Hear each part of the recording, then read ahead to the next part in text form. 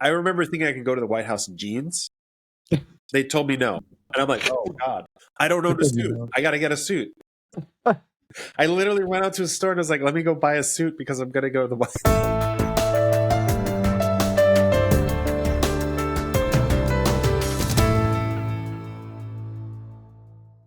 All right. So with me today is Daniel Kivatinos.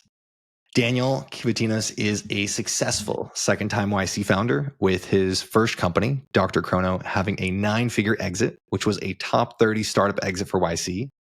Daniel put in the grind for 14 years and raised millions of dollars.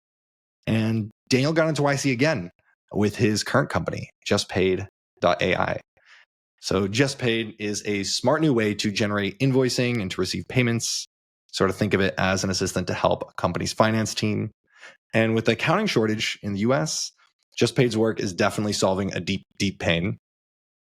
JustPaid is solving a problem that doesn't exactly jump out at us in our everyday lives. How did you get into this unsexy space, Daniel? Yeah, so I mean, just at a high level, I started a company called DrChrono way back when, and I saw the problem there, but not just there. I saw the problem in other startups where, you hire generally a finance team, and the finance team helps with the company. And this is just one of those things where, as you build a company and as you become successful, you start to generate more and more revenue. And as you generate more and more revenue, you tend to have to figure out ways to collect that revenue. And a lot of the time, you are just hiring people. It's just a people-driven industry today. And, it's kind of like drivers of cars and drivers of rigs. Today it's primarily people. What is it going to look like in 10 years, right? Are you going to have just people driving cars anymore? The answer is probably maybe. There might be an approach where some people are driving cars and others are automated. I kind of view the same thing with accounts receivable. AP, they call it AR, and then there's AP, accounts payable. So accounts receivable is every business needs to generate revenue. The thing is, it's just a very painful process. Did this customer pay us? Can we pay these bills? Because an example is you're a broker of something like servers or whatever. You're basically leasing $100,000 worth of servers, getting that server space for somebody, and it's $100,000. So you have, you basically lease it for $100K, but then this person owes you $100K. So you're kind of figuring out who owes who, it gets really confusing. So you hire people to literally I'd call it bean counting, where you're literally figuring out where's all the money, who owes us what, and then can we make these payments over here because we, these people owe us hundreds of thousands or millions of dollars. Can we do this and that? So generally it's as companies are more successful, and it's very hard in the early days to see this, but if you're generating $100 million in revenue, how do you think you're going to collect? How does that revenue get collected, right? Who generally it's just people making sure invoices go out and people make payments, and it's a people driven industry. So I met with my co-founder Analia and my other co-founder Renee, prior to starting this company, and we just kind of just said, this is a problem. It's a really specific problem that every business in the United States has at some level, and it's huge. And it's not just the United States; it's across the globe. But it's can you impact and support businesses as they scale and become more successful, and build something meaningful in that way to that would be fun to work on. And I think Analia got really passionate about this, and Vinay got really passionate, and I felt like it was a really good space to go into. It just, the market's not only big, but it's also, there's a need where when you have people driven industries, there tends to be disruption down the road if the technology's there, and AI is here, and all this money's going into AI right now. It's just a really big industry. So kind of a long-winded answer to your question. Yeah. How did you decide to start there? After such a successful exit with DrChrono, you could have done pretty much anything or nothing at all. Why did you decide to do JustPaid and solve this problem? It's a really good question. I think when you are an entrepreneur, I think you have so much time in life, right? Like life is short. And if you want to start businesses, you have to do it fairly quickly when you're like, you have the energy. And, the way I look at it is we're all going to die. We only have so much time, and like what impact and what like legacy do you want to leave on, out there for people to think of you and what you're working on. And I think like just sitting around for me doesn't sound appealing. Honestly, it doesn't sound like fun for me. I think part of the journey of just going and learning and becoming a founder is a very, very, as weird as it sounds, it's a better way to learn than school. Like I learned a lot in school. School was amazing. I actually, the school I went to, Stony Brook University, was amazing, but I love the journey of like learning. And I think the camaraderie of having a team and having a mission, it's so impactful. Like it really, for me, is almost like you have your family, that's there, you have friends, but then there's this mission that you work on with a group of people, and you get really smart people in a room. Like amazing things can happen that you could never expect, right? Like, it's amazing. Like you look at the companies like SpaceX, who would have thought that would have been successful? Yeah. Like, nobody thought that was going to be successful, but you put really smart people in a room,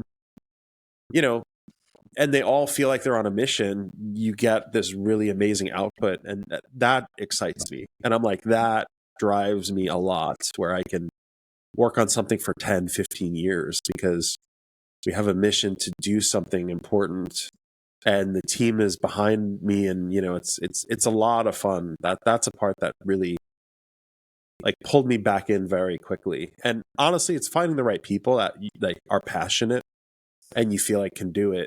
You don't want to start a company, and this is another thing, with people that you just are not excited working with, right? You want people that you believe in and are smarter than you, that can like help you get to the goal, whatever that goal is. And so picking the right people to work with is so important in the early days.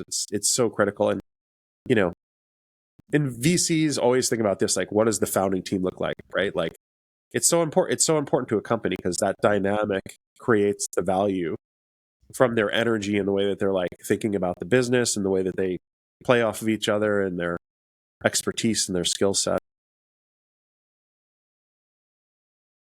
How would you make your first hires? Like if you were starting another company today, or maybe even for JustPaid, since you relatively recently began JustPaid, how do you make sure you really have got the right people in the right places, and that you're screening for the right talent? That's tough. I think there's not a single founder I know that would say they've done it perfectly. It's something that a lot of people struggle with. How do you do it? I mean, you're never going to get it perfect. You're never going to like build it is a game of like sport, where you're kind of building the team, and the team is always changing. So it may not be the same people throughout the life of the company.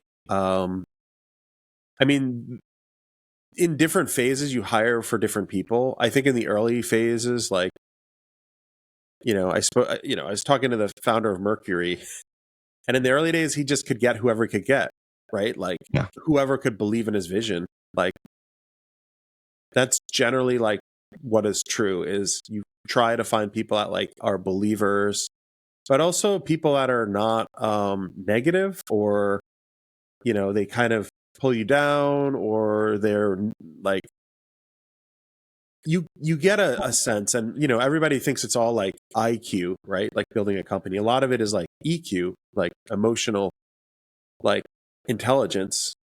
Like you want to know, can I work with this person?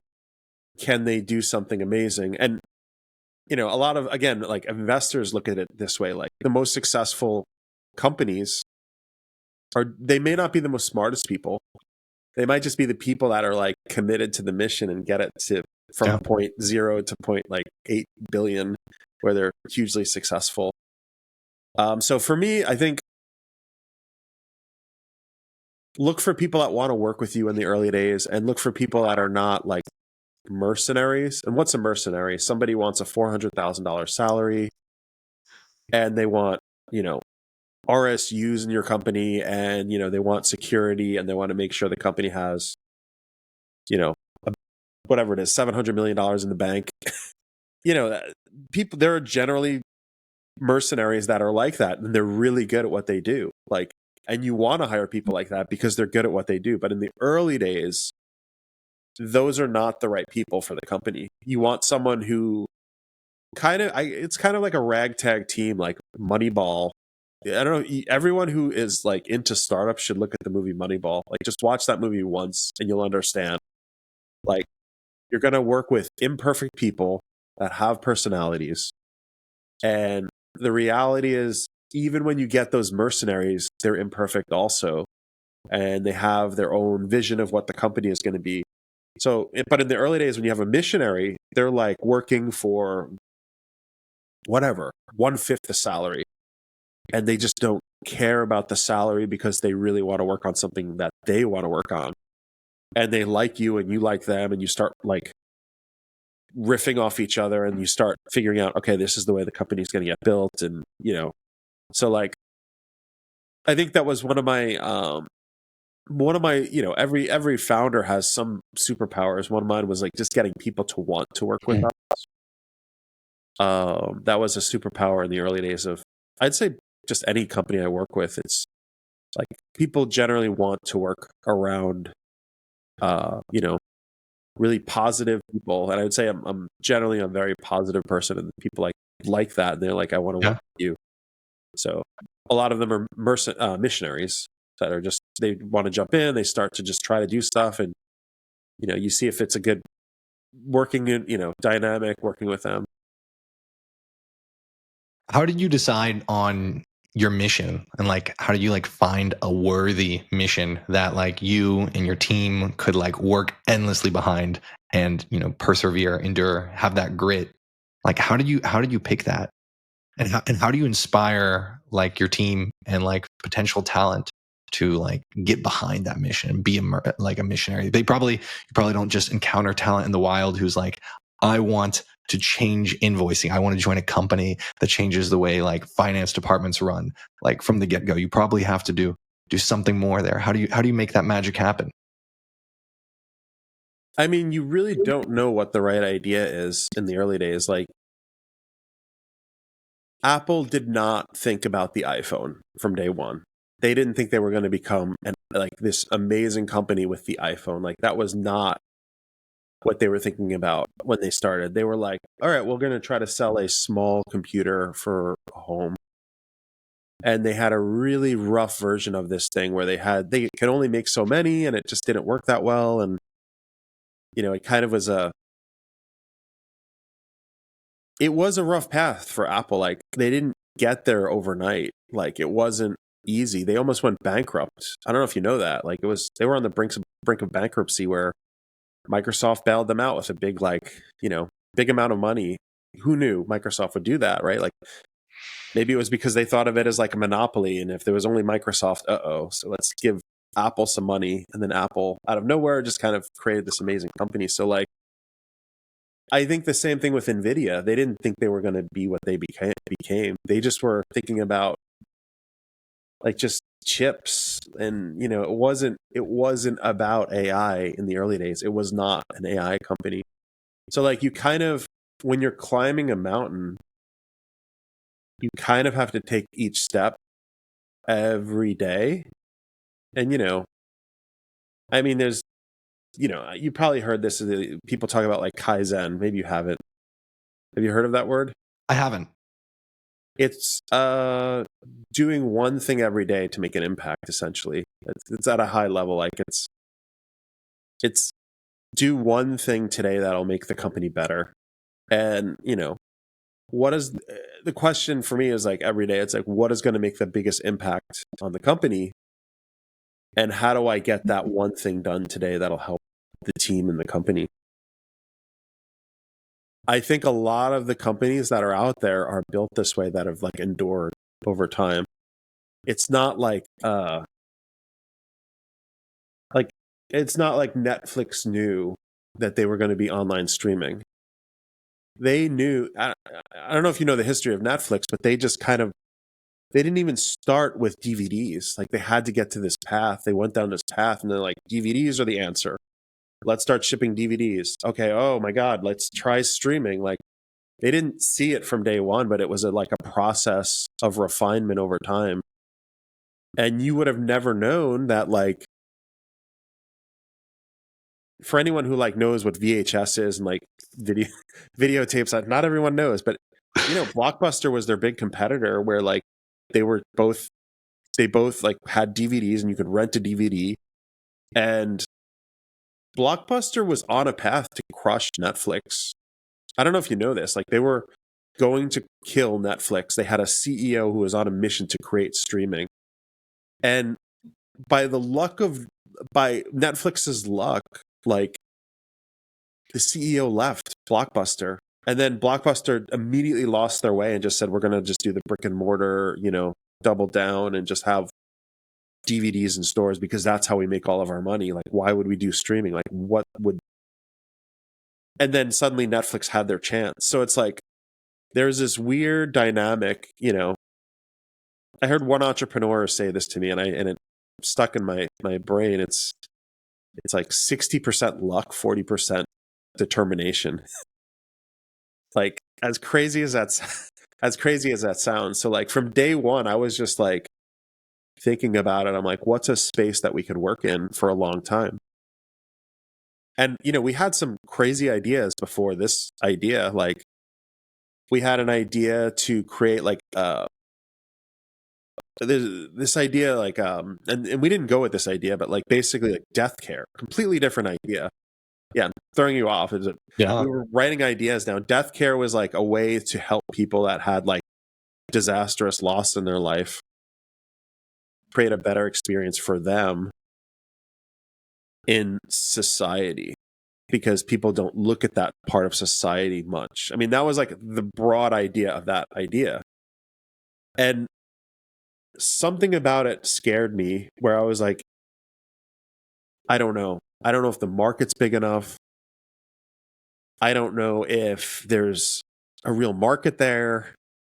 My co-founder was really passionate. Vinay, my one co-founder, he was super passionate about going into this field. And I'm like, I wanted to do it, but something was like telling me, be careful. Now, hindsight's 2020. I could kick myself. There may be like really amazing startups doing this idea. And there are a few that came out of YC in the last batch. I'm like, this is literally our original idea.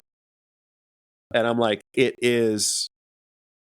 I don't know if it's a good idea or not because I never went that path. So I'm going down this path and I'm like, take it day by day and let's see what kind of change we can make in this industry with like really revolutionary technology.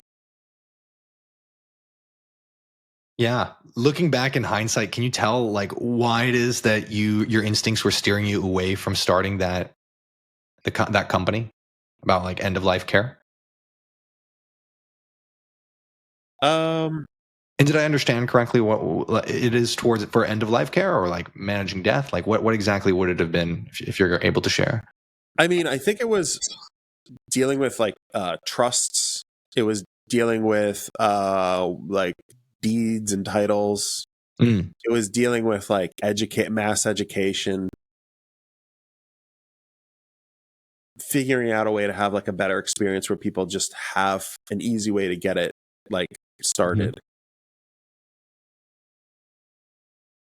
You know, right now, everyone in the world basically has to like find a lawyer, right, to do this. When it comes to like picking an area that you could stay excited about for a long time, like how do you know?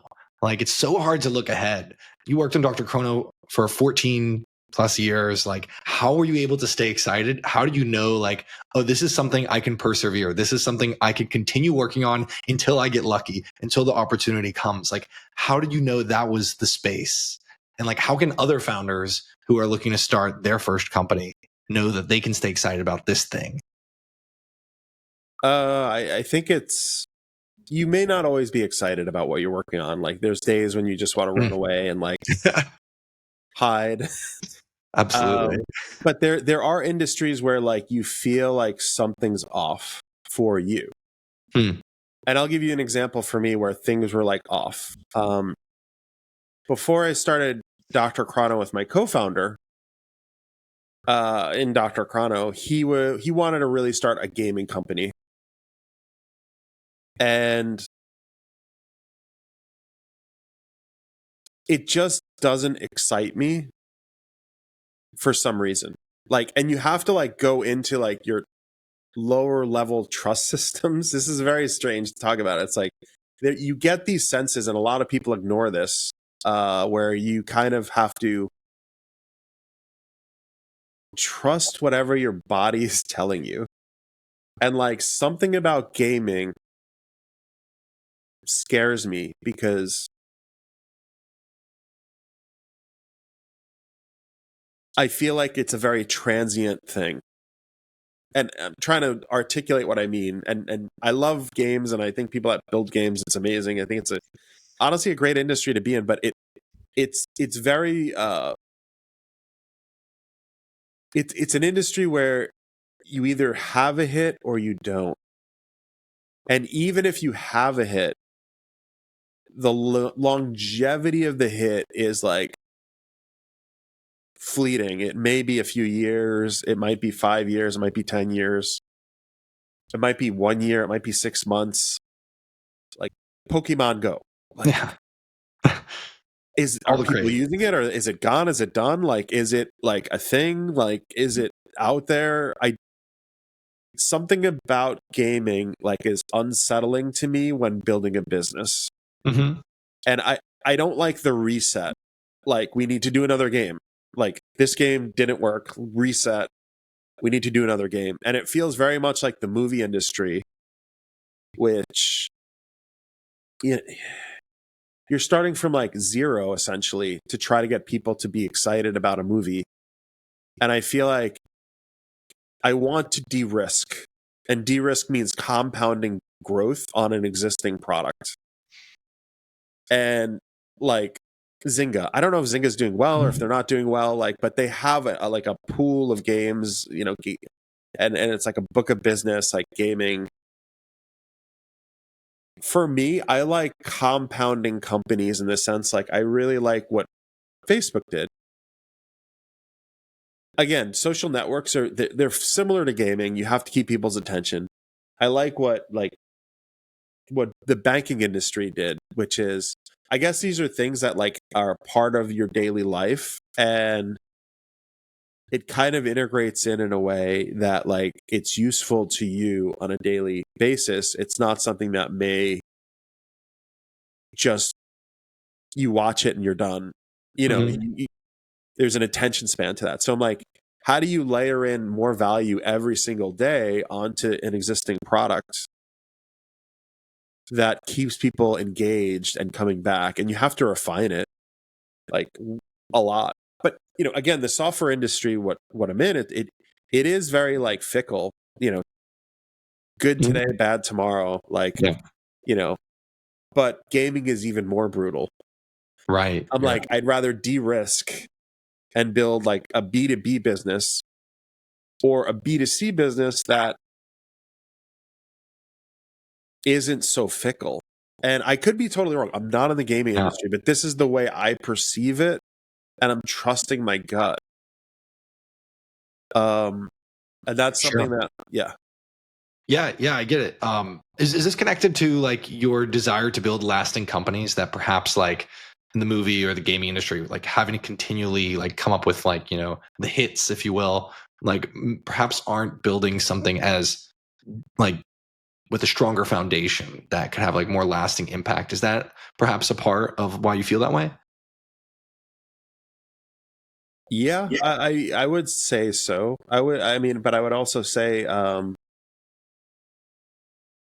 stability is better than instability. Like, you want more revenue over time. You want people to like, I feel like with the gaming industry, it's like, boom, you have success, and then people just get bored. Right. They lose interest. Like, it's very, very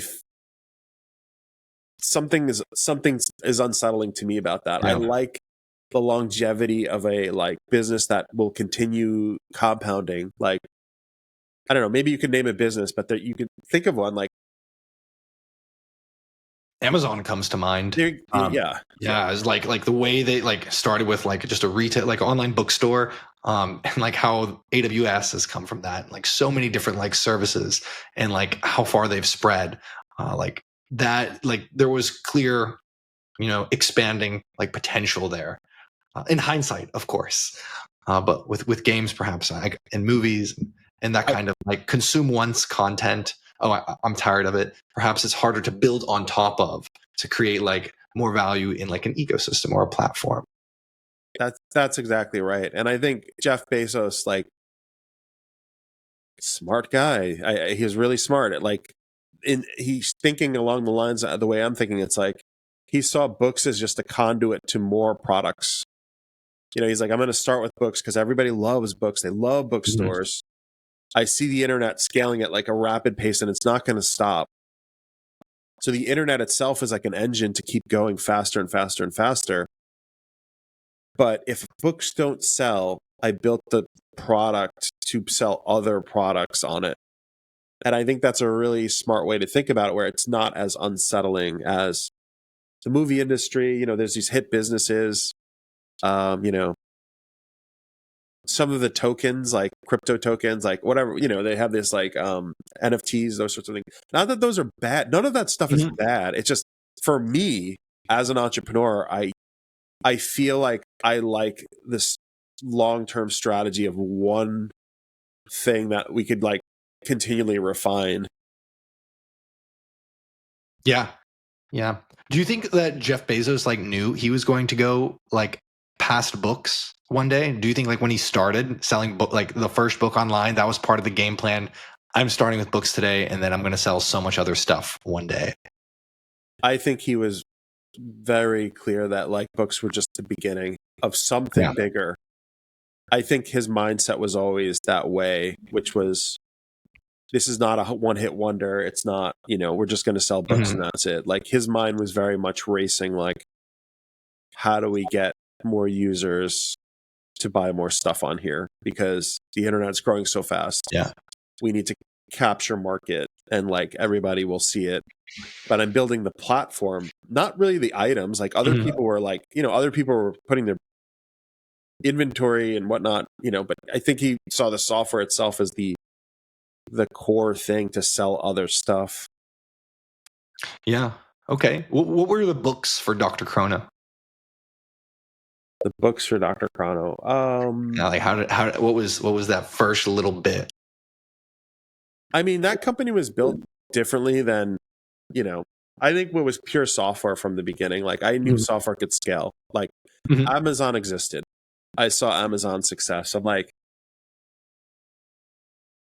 for me, I just saw, medical records were something that were not digitized. It was just not a digitized thing. So I'm like, that's our way in, because doctors are just using paper. And this is back in 2007, 2008. Like I had family members go to the doctor. I'd go to the doctor and they would just kind of ruffle through like paper and be like, when's your next tetanus shot? And I'd be like, I don't know. And I remember having this conversation with the doctor and he's like, I'll have to look it up. And then he ran over to like a corner of a room. He literally had files and he would just like ruffle through them and he'd be like, I don't really know, but I'm just going to give you a tetanus shot. Like, that sounds great. Whatever. Like, that sounds great. And that was the experience I had. And, my parents, same thing. My brother or sister, same thing. So I'm like, there's something there. And I want to go that way. And we'll figure things out as we go down that path. And it was the paper that really bothered me. And it was the paper. It sounds crazy today, but it was a paper-driven industry back then. Like doctors would just have piles of paper, and like you'd go to the doctor. It still is that way today. There's a lot of paper in like the medical industry, so you'll see it. But it was like 100-fold than what it is today. Like it was bad. Like everything was paper back then. Yeah. Well, moving away from paper is great. Saving trees, improving efficiency. Like, there's a lot of companies that are still like working to do that. Like just revolutionizing these like unsexy problems, automating a lot of things. There's still a lot to be automated, but it's getting better, especially here in the US.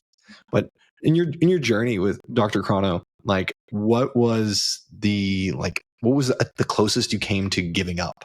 Like where you're like, fuck this, like I can't do this anymore. Like was there a point like that or several points like that? I mean, this goes for any startup, and if any startup founder says it's not true, they're lying. I think there's hard times in startups, and I think every startup founder goes through this psychological warfare against themselves. And I think this is just what happens, where you ask yourself, like, what am I doing? Why am I doing this? Like, how do I continue on this path? I view it like this, like, it's very stressful, but it's like, if you're driving down like a highway at 100 miles an hour, right? This is literally how I think about it. And you have two friends who said that they could build wings onto the car. And in about like 1 hour, you're going to fall off a cliff. And your friends are climbing out there, like putting the wings on, and you're driving 100 miles an hour towards this, end of this cliff. Yeah. And do you believe your friends can build the wings or do you stop the car immediately? And I think that's the psychological game that every founder goes through, where they're like, can we do this? And, everybody is kind of relying on everybody else to like get the car to become a plane. Yeah. And there are startups literally doing that right now. And it's like, but, that cliff could be anything. It could be bankruptcy. Mm-hmm. It could be personal failure. It could be, you don't have the money to do something that you need to, like a surgery, like, and that, I guess that's where like that stressor comes in. And like, some people may not have as bad of cliffs, maybe it's not, but some people have like disastrous, like my wife is going to leave me, I'm, it could be anything. Like, so, there's, so I think every founder goes through this like momentous stress in their life. And, I mean, I can tell you some hard times like that I personally went through, had nothing to do with the company. Like, sure. Because you're doing this while you're running the company, right? So like the personal, like there's not exactly a division between like your personal hard times and the company. Like it's all sort of one blurry mess, right? I'd love to hear about it. Yeah, it's exactly. That's the thing. It's like you have to like have a personal life. You have family members and you have like all these people in your life. But this, for me, a dark time, I would say, was one of my really close friends was working with me, like super close. We were really good friends, and he passed away, right? And I'm like dealing with that stress, and I'm like, this is horrible. Like I'm like processing it, and then I got a phone call like, my dad has brain cancer. And then I'm like, oh no, I don't have like life savings. How am I going to help him? Right. And then I'm like helping my dad, my friend passed away, and my cat dies. God. I don't know what happened, but he was out and about and my cat passes away. So I'm like dealing with all this like stress, and I'm like, you have to like still build a company at the same time. So it's like, and then my dad passes away. Right. And I'm like dealing with that, building this company. And then my mom passes away. And then my uncle passes away, all within a year. Oh my God. And I would say that was a rough time, because I was like, I was like, how do I do this? Like, why am I doing this to myself? Because I wasn't like wealthy. I didn't have, I came from like small beginnings, right? Like I didn't have wealth. I didn't come from wealth. So like, you want to be there for those people, like during those hard times, like when they're going through these moments. And it's like operating a business, helping your family, not having like much money. I would say psychologically, if I worked for Google, it would have been easier. I could have taken 3 months off, whatever. 5 months off, right? At Google, I'm sure they take care of employees for that. So there are benefits to being an employee that I think employees, like, they get these perks, like whatever it is, like, someone's pregnant, you get time off. Like, you get that time off that you need. When you're building a business, you don't get that time off. Like, that's the reality of building a business. Like, and a lot of people would just fold and crush and like fall and be like, screw it, I can't build it anymore. So I think like going through that psychological warfare, what I'm talking about is like, and there's other things like, I talked to hundreds of founders, and like, I'm giving you what I went through. Like, every founder has like their thing that they go through. And I think it's, we went to Camp YC together. Yeah. I think, a lot of founders there were really like talking through a lot of the issues that they were having. And a lot of them had to do just very different issues. And I'm like, This is, building a company is not, it's easy in some senses. It's really hard when personal life is like also like battling for that time and those resources in your life. Yeah, I mean, like in a vacuum, like starting a startup sounds like a great idea, but like when real life comes at you and like, you have to take care of your own health or your loved ones, or, can't take the space you need for yourself to like, recover from grief, right? Or go through your grief.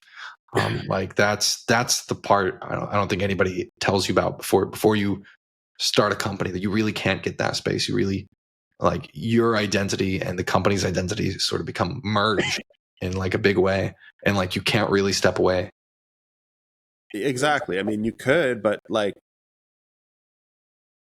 most companies fail. The reality is, if you step away like for a long period, it will just die. Like, and you think, oh, it'll be fine. It won't. You lose that momentum. People like look at you and they see that like momentum lost. Like,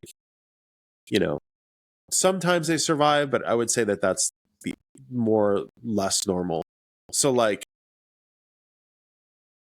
every company is a group of people, right? Like, every single company is a group of people, and it's like they're all going through their own personal issues, but at the same time, can you create a culture that creates like greatness? And like every year Apple comes out with a new iPhone, right? Every year they put this huge pressure on themselves to like reinvent what the iPhone is and put it out there and like show new software on the iPhone. Sometimes like creating cultures like that where there's these like pressure moments is really good, because then you're striving towards that goal to get whatever that is, like to that goal, right? Yeah. So the founders who are about to give up, who are like in that rut and are not sure if they can keep going, like what worked for you in sticking with it? What would you tell them to like to help them keep going?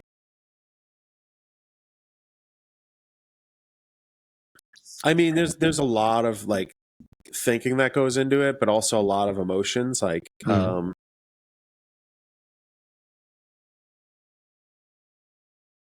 I guess one of the things is like, you're given this opportunity, like don't fuck it up. Like, if you've gotten this far, Sunk cost. I mean, if you say you have $2 million in revenue, whatever it is, and then like you hit a bump in the road, like whatever, your husband is going to leave you because you're working on your startup. Like, I hate to say it, that's like part of the reality. And it's like, you could quit and go take care of your husband and like fix that relationship, or you could build the business that has $2 million. And these are like hard things that actually happen in real relationships, where like people are like, damn, like I don't know what to do. And it's like, you're only given so many chances. In my mind, like you live so long, you live 80 years, 100 years. Like, if you've gotten to $2 million in revenue, if you've gotten to $500,000 in revenue, like, do you want to peel back and like give it up? I mean, that's one piece of it. And then the flip of the coin is like, can you truly work for someone else? Like, and this is for some entrepreneurs out there. I think some of them are I've met some entrepreneurs who cannot work for other people at all. Like, and I think there's a certain set of entrepreneurs who can work for people and there's a certain set of entrepreneurs who can't. You have to be really realistic about that. And like, if you cannot work for other people, don't give up. Like, it's just, the reality is you have to keep going down this path, right? Like, and maybe your relationship does fall apart. Like, I'm throwing this out there because this is what literally happens. Like, you know, someone's husband is like, hey, I'm not happy with all the hours you're putting in. This is like affecting our relationship. Wife, whatever. So there's extreme moments in like every person's life where they're like confronted over and over again. Maybe you have like 1 month in the bank of, you know, for the company, or 3 months in the bank for the company. How do you get past that? Like, the reality is most companies have these disastrous moments where they're like, I only have 3 months of revenue left. What the hell am I doing with my time? And I do talk to entrepreneurs. Like, over the last month, I spoke to one entrepreneur who is in that situation. And I'm like, I mean, I asked them this question, would you go work for Google? That was the first thing I asked them, and they said no. So I'm like, well, you got to figure out a way out of this. Then you have to like work your way through this. I mean, you heard about like burn your bridges, right? Burn your boats. Burn your boat. Leave no option to return. I mean, the reality is like, if you don't have a life savings and you, you know, have nothing to lose, you don't have a mortgage, those people are, you know, they have a higher risk tolerance. Yeah. And for me, like when I first started my first company, I intentionally kept my life kind of simple. Simple. Yeah. But the reality is, some of my friends were like getting married. Some of my friends were like having like great families. Some of my friends like had a lot of life savings. Like they had like, you know, I'd be like, wow, how did you save all that money? He's like, yo, I worked for 5 years. I'm like, man, what am I doing? Like, what am I doing wrong? Like, I didn't save any money, you know? And I'm like, oh my God, I'm ruining my life. Like, but whatever, like, this is the path I chose, and I'm going to burn my bridges and burn my boats. And I'm going to go this path. And like, if I don't have a life savings, so be it. Like literally, I'm like, if I don't have a life savings from the outcome of this, but I'm going to work hard enough to try to make that outcome where I can have a life savings from this. Right. So like, that's the mindset you have to be in. And it's, I don't know. I also think anxiety is like good for founders, as bad as it sounds. I think it creates a founder who's hyper alert and thinking about the business all of the time. So like that stress, it's not good to be in that stress your whole time, but it does create progress. So like people are like, you know, work-life balance. I'm like, work-life balance is great, but stress is good because it creates momentum when you're using that stress to like move the company forward. Yeah. Bit of a sense of urgency from the cortisol, if you will, but not so much that you can't sleep. Perhaps that there's a balance. Yeah. I mean, a lot of founders don't even sleep. I mean, but you know, whatever it is, like you could. There's a lot of. I mean, but this is me. This is like advice for me. It's not for other founders. I'm just telling you, like, there's no like perfect map. Every founder is different. They operate very differently. Like, everybody operates at a different level, and they build their business in a different way, and their team works different than them. And it's like, this is just the way that I think about it. But yeah, hopefully that does absolutely. You mentioned having a culture of greatness in your team. I've heard this from so many different founders. I have a great team. You know, we're always striving to be the best. Like, we're building a culture of greatness. Like, what does that mean to you? And how do you know if you have it?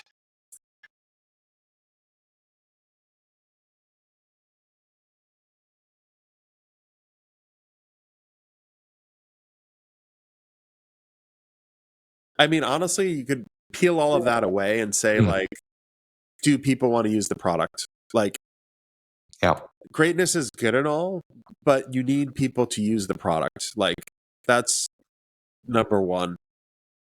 But then there's like a second order of magnitude, which is like a wow factor in the product itself. Like, you know, teams and products, I think the team creates the product, but the product itself has to be the result of a great team.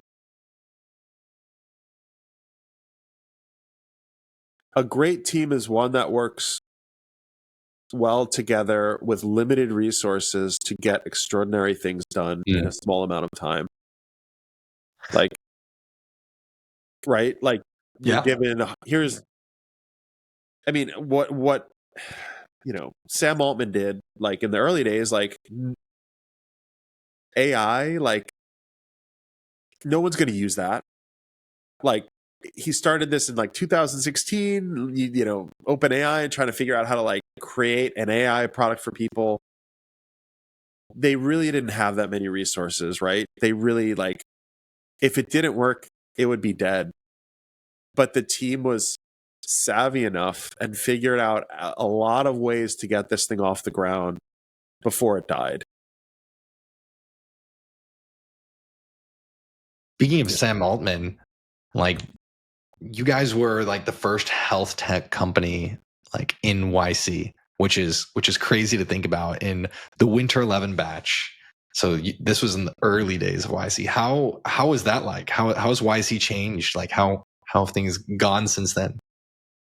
Yeah, actually, oddly, like, we were the first healthcare company in YC. There was another company called Comprehend in our batch, but we were like the first two real healthcare companies in Y Combinator. And, you know, this is back in 2000. I'll reverse a little bit, but sure, how we got into YC, and then I'll talk through like what the experience was. I'm sure a lot of founders out there, I'm sure, want to know like what the sauce is, how to get into YC, which is like a lower acceptance rate than Harvard. Like, how do you manage that? Let's start there.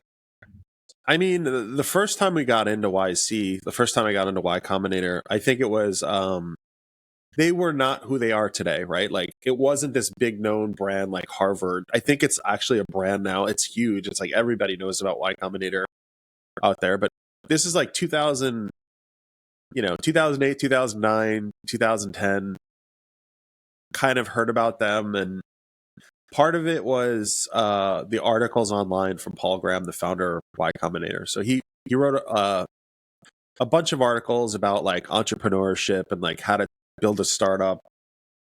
And, you know, me and my co-founder were in New York City at the time, and we were renting 2 desks. And my co-founder was very passionate about Y Combinator. And, you know, part of what I spoke about before is like, I'd say one of my superpowers was like just getting people to like listen to me at least for a few minutes. I emailed the founder of Y Combinator directly. I said, hey, we're building this company. We have traction. It's game changer. We would love to talk. And he emailed me back and he said, no, I'm in California. And, you know, for me, you know, that wasn't a no. Like, so I emailed him back and I said, well, we're working out of this like a little accelerator. It wasn't an accelerator. It was like a little like startup room, and we'd love to have somebody come here and just like talk to us. And what convinced them to even take the time is I told them that there were a few startups in this like little building. It was 3 companies, like just sprinkled. That was it. 3 companies. So I made it seem bigger. I don't know. Maybe I don't know. I don't even know what it was. But he said like, I will send Alexis Ohamian. He's in the area. He'll swing by the office and he'll give all the startups a talk.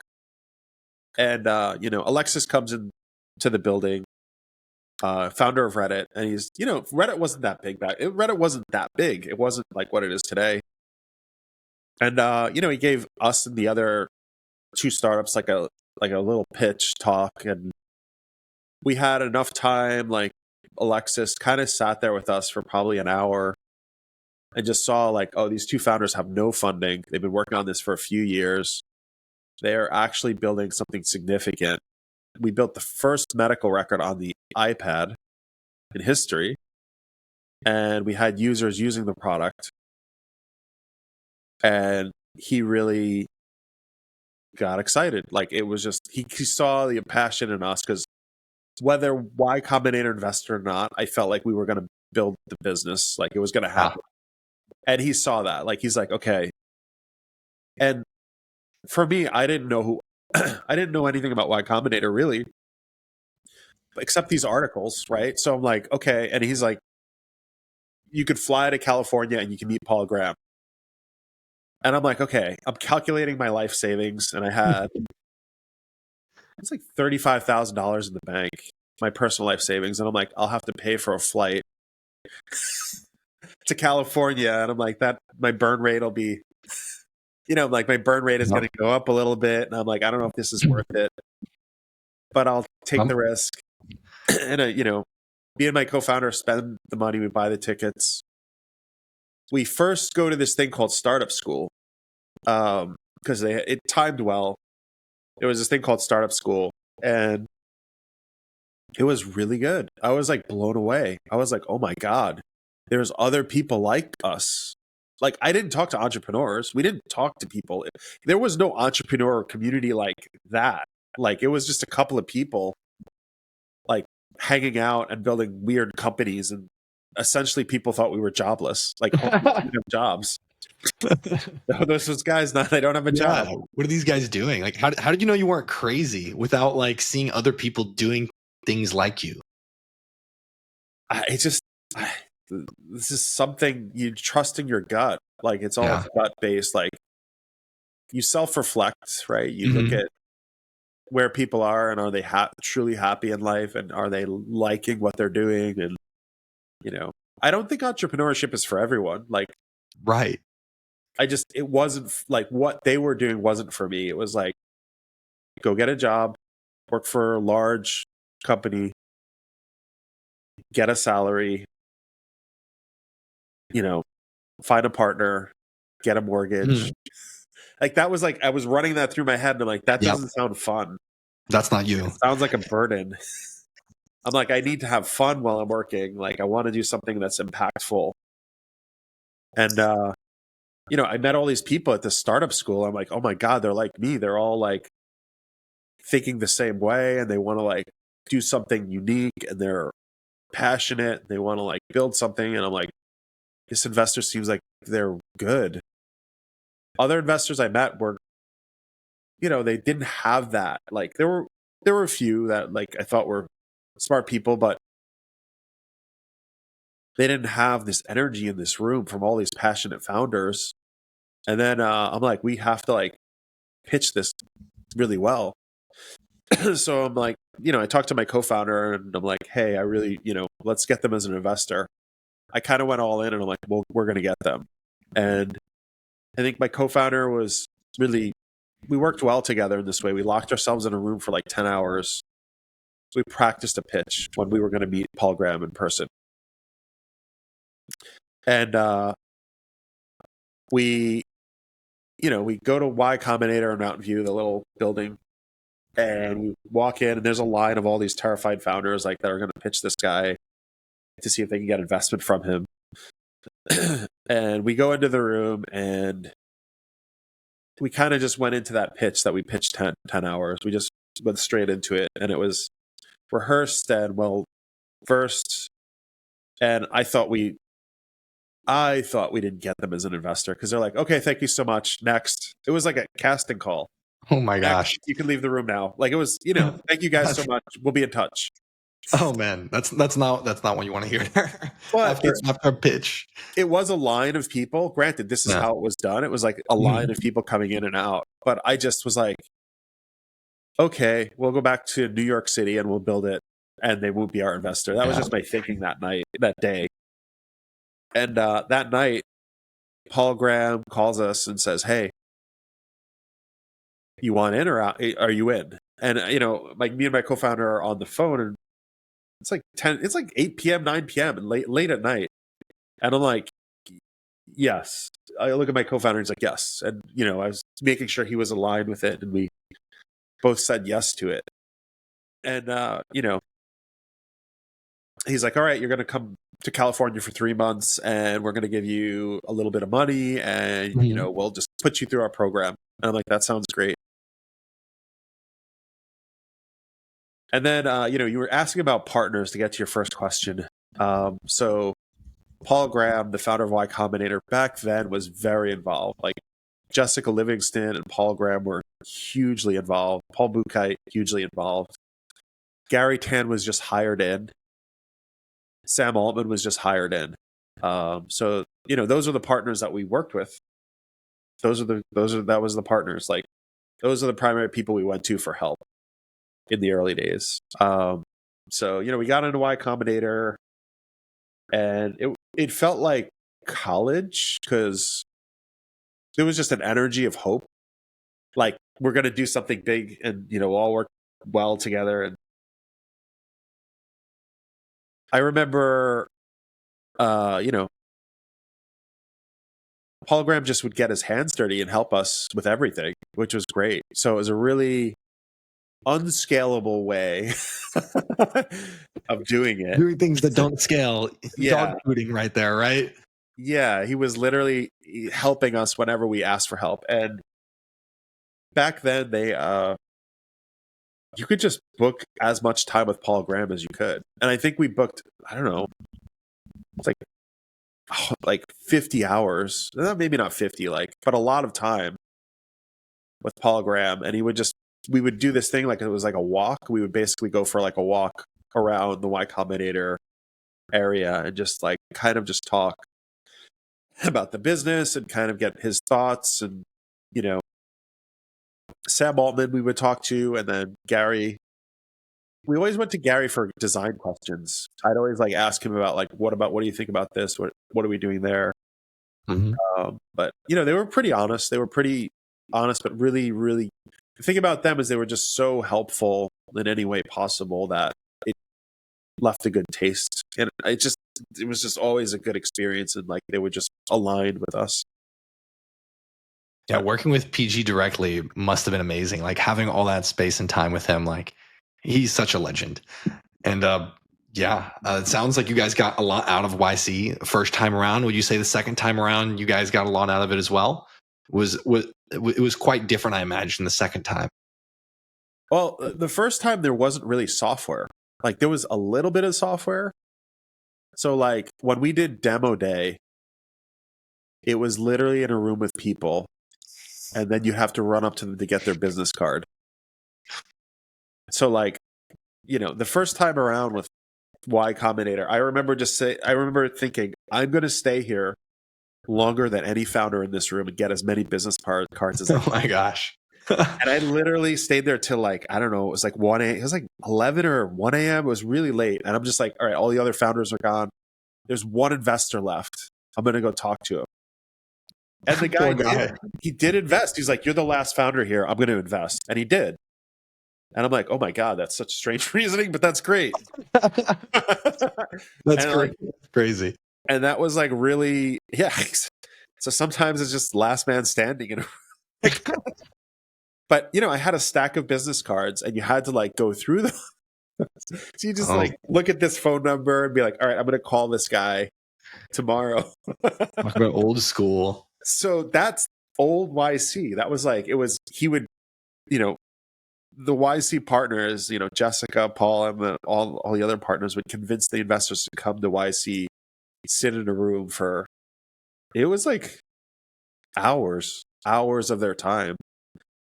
And they had heavy hitters like Hermant, I don't know if you know Hermant from General Catalyst. He runs all of General Catalyst. So he was there.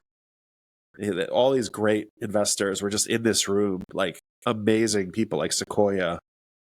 And they were just all sitting there, looking at the founders pitch one by one. So the stress level was also higher, way higher. In the sense, if you say something wrong in a room full of these people staring at you, the pressure was just intense. I mean, you went through YC this time. Yeah. I don't know what you thought about the demo, demo day online. It's insane. The weight of the moment. We were a COVID batch, winter 21. So it was a little different, but still had to, perform live and had to be ready. And thankfully we had software. we didn't have to deal with any physical business cards. So yeah, it's definitely changed quite a bit since winter 11. Yeah. I noticed that when you talk about the hard times in the startup journey, you have such certainty, like in your like destiny of like success. Like, how do you come about this mindset where like you like is it like a form of manifestation you have? Like, what is it that gives you such high conviction that you are going to persevere and succeed in like what you set out to do? I mean, I What's just the think, energy source? Like, how do other founders develop such high conviction in themselves, like self faith and like believing in their destiny and their amazing outcome they could create for themselves? I just think it's taking it day by day and not overwhelming yourself. Like, how do I create the next NVIDIA? Like, if you do that, you're kind of psychologically like wasting. You're just like, it's not a good mindset to say like, I'm gonna build the next NVIDIA. Like, if you run around saying that to yourself, you feel like a liar, right? Like, and it's, what can I do today? I'm going to go back to this to like make the company better for tomorrow. And like, I view it as like creating, like, you ever see those like beautiful swords or like whatever it is, like a beautiful car? It's like, these things are not made in a day. And the reality is like, you have to like understand, you have to take it day by day. Like if you're thinking you're going to like create,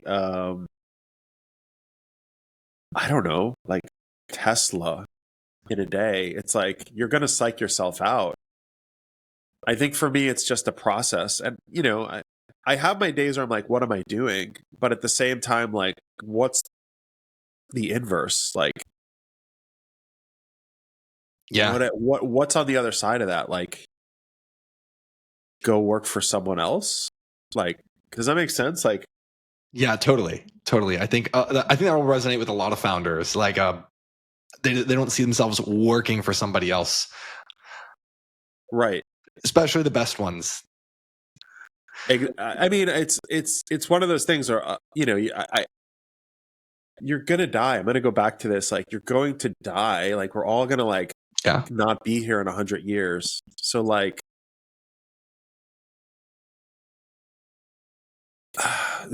there's also different tolerance levels, like of, if you have a family and you have like 6 kids and you have a really great family and you have a mortgage, like maybe don't do it. Like there's moments in your life where like you gather like a family, like that's a scenario where like maybe don't do it. Like I hate to say it, it's like the risk is really high, like the failure rate is really high. Yeah. But if you are determined and you feel passionate, like, I don't know, it just, not everyone in the world is fortunate enough to even be able to do what we're doing. Like what you're doing, Daniel, with your, your startup, like you're really fortunate, like to be able to build that. Like look at it from that perspective sometimes, where Absolutely. it sucks, but like, other parts of the world, they don't even have this opportunity, Yeah. So like, why not try? I don't know. I don't know. I know, I'm totally on the same page. And like, I call my parents like every 2 or 3 weeks, and I like thank them for immigrating to America. They came as like Jewish refugees from Ukraine, and like I'm like so grateful, especially like as I'm traveling and I see like just how much we have here in terms of opportunity, but also like the way that the culture here nurtures entrepreneurship, like individualism and ambition, and that it's incredible. And I'm like so grateful to be here in the US. And like also when it comes to timing, like I started this company like 5 years ago when I was 20. So like I have the luxury of not having a wife and kids and mortgages and huge bills.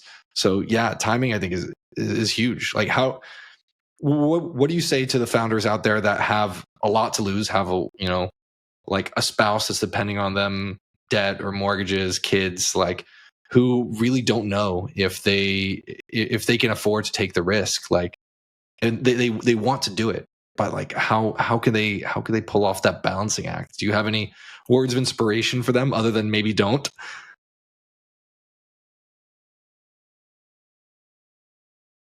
It isn't for everybody. I agree with you there. But for those who have the determination to do it anyways, like what would you tell them? I mean, it's risk versus reward. Like, if you work on this business, you may not have a life savings. You may work till you're 90. Like, if it fails, that's what I mean. Worst case, like, yeah. Say you work on it 10 years. Say you're 45 and you work on it and you're 55 and you don't have a life savings. You're going to work till you're 90, and it's a risk versus reward game for everyone involved, right? Like, and I think everybody's situation is different. If you have a sick family member and you need to support them, mm-hmm. it may not be a good time. If you have like really young kids and like you just feel like you don't have the time, mm-hmm. and your gut's telling you don't have the time, don't do it.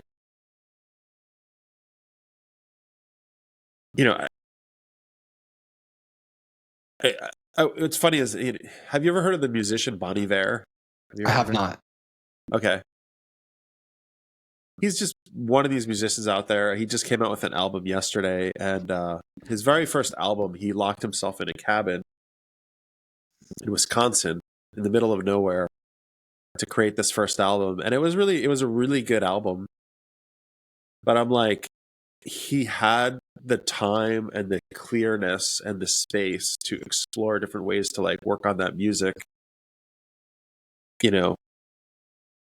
If you start to collect things, like I have 2 dogs now, mm-hmm. I love my dogs.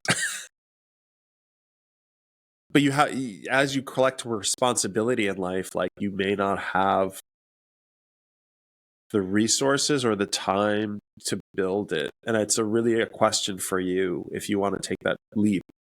And if your partner's not on board, like, just be aware of like, they have to be kind of on board with it also. If they're really not on board with it, mm-hmm. maybe they're not the right partner. Maybe that's a whole other issue. But if you care about them and you want to be with them and they're like, you can't do this. We're $20,000 in debt. Like, you have to look at everything and kind of figure out like, when is the right time. And for me, like when I started my first company, I was in a situation where like I saved enough money. I calculated like a 2-year burn with 0 income. And I'm like, I will live off $50,000 for 2 years. It's $25,000 a year. I will live with roommates. I will not go on vacations. I will live in a small little place, and I will push as far as I can until I'm on the brink of bankruptcy personally. And that was like my thought process for the first company. But I didn't have a wife. I didn't have a partner. I didn't have a car payment. I didn't have a mortgage. Right? Like, so I was ready to take that plunge, knowing that I may come out of the other side with nothing. 15 years later, 20 years later. I knew that going in. Yeah. I've heard this story from like a similar story from other founders. Like, why do founders do this? It like seems so ludicrous, like outside looking in. Like, why do founders make that decision? Like, what makes it worth it? I think it's there's different takes on it. One is the positive spin is like, you believe in the idea so much and you want to work on this idea, like it's worth the risk and you believe it's going to work. I mean, that's one way to think about it. Another is they want to get rich. Like a lot of founders don't talk about it, but they just want to become really wealthy. And that's okay. Like that's a good reason to go into it. If you think you could work on it 10 years and you're passionate about it. Another is you have a lot of dysfunctional founders who can't get jobs in the world. And then they realize that they can create value outside of the structures of like large organizations. So they start small and then they build and build and build. Yeah, Yeah. Google's loss, right, Daniel? Yeah, I mean, Steve Jobs, he couldn't get a job. He would walk around barefoot. I don't know if you know that, and he didn't take showers. Yeah, I knew about the barefoot and the no showers thing. I didn't know he couldn't get a job, but yeah, he was I mean, quite maybe he could have. disagreeable. Maybe, I mean, that's not true. He worked at Atari for a little while, but like, I don't know. Maybe he would have went down that other path. But Yeah. Yeah, he could have gotten sucked into like the Woz's path, like working at HP and like just being really happy to tinker. But I think he was quite disagreeable by temperament, and it's hard to imagine somebody with that kind of temperament like taking orders from anybody. right. So I mean, there's those types of people also that like others, but like, there's no right or wrong way to like become an entrepreneur. Also, I think that there's really nice founders, and there's really like determined founders, and then there's founders who are really aggressive and mean. Like, there's a spectrum. I don't think that there's one size fits all, and people kind of cram like the one size fits all founder mantra down people's throats a lot of the time, and that's not exactly it. You can still build a really valuable, enduring, massively successful business without being like this one founder that's successful. So I'd love to talk about like building a lasting company, because you've talked about how like all companies die. How do you make a company that truly lasts, and how do you know that you're working on something that like is meaningful and worthwhile? And then maybe I'd love to connect that with like your greater life purpose, like the purpose that you've selected for yourself or has evolved, or you might see it intrinsically evident. I'd love to hear how those connect, how you found those.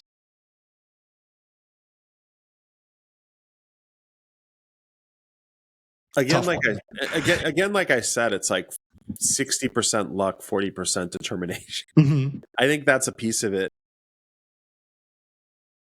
Like, why are you doing this? Like, why start these companies for you? Like, what was your reason for doing this? Like, and how did it connect to like your meaning, like behind your place here on Earth? Asking the hard questions. I mean, my reason for starting this company, I think it was the energy of the people and the idea and the space. And, if we could build something that can go into every business in the world, yeah, that's exciting. Like, there's something there. And that's like a big mission that like really excites me.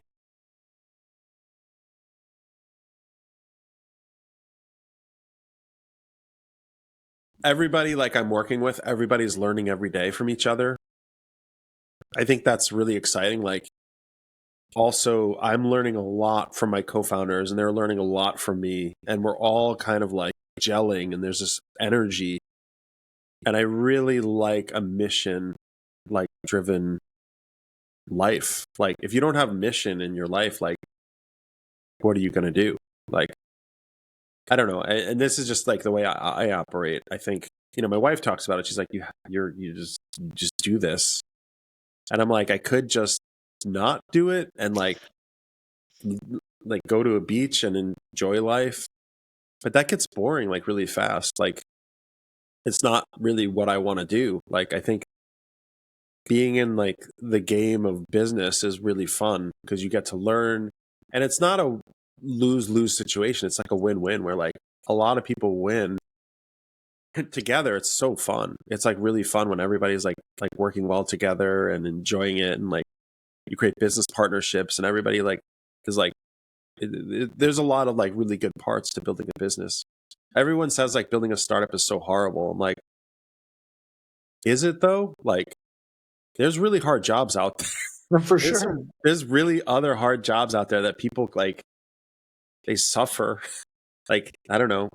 I look at like people building like skyscrapers and like, those construction workers out there day in and day out. I'm like, building a startup is a fun strategy. It's like strategy. It's like, how do we take all of the money we have and make it like work for us in a really positive way?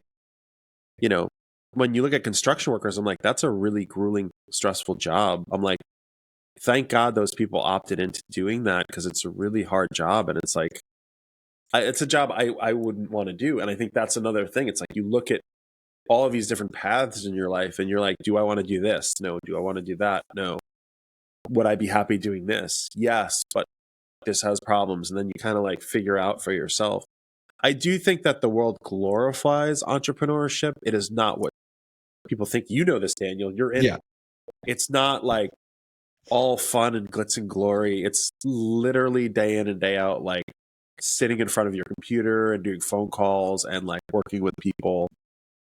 And it's not an overnight success. People get in their head like, oh, a year from now, this is going to be so big and I'm going to have all these users. And they view it as like almost like the new rock stars. I'm like, it's not that.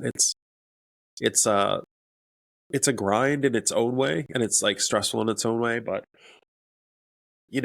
I guess the people that go in with it with that mindset, like they're gonna fail because it's not what they're expecting. Like I kind of went into it knowing like, it takes time and you have to like put a lot of energy into it and you have to like figure things out. So yeah, it's definitely a grind, and it's definitely not the romanticized thing you see nowadays to sort of become trendy, especially for young people to try to get into entrepreneurship. But after like your first company, like you could have become a huge VC. You had like an amazing exit, a lot of press, a lot of attention. Why did you come back to the founder path? Like, what was it that drove you to that? Like, what compelled you to do so? You could have done so many different things. You could have, become a beach bum and sipped mimosas, right? What pulled you this way? I mean, I don't know if a lot of people know how VCs operate. I mean, who knows? Maybe down the road I would do that, right? Like,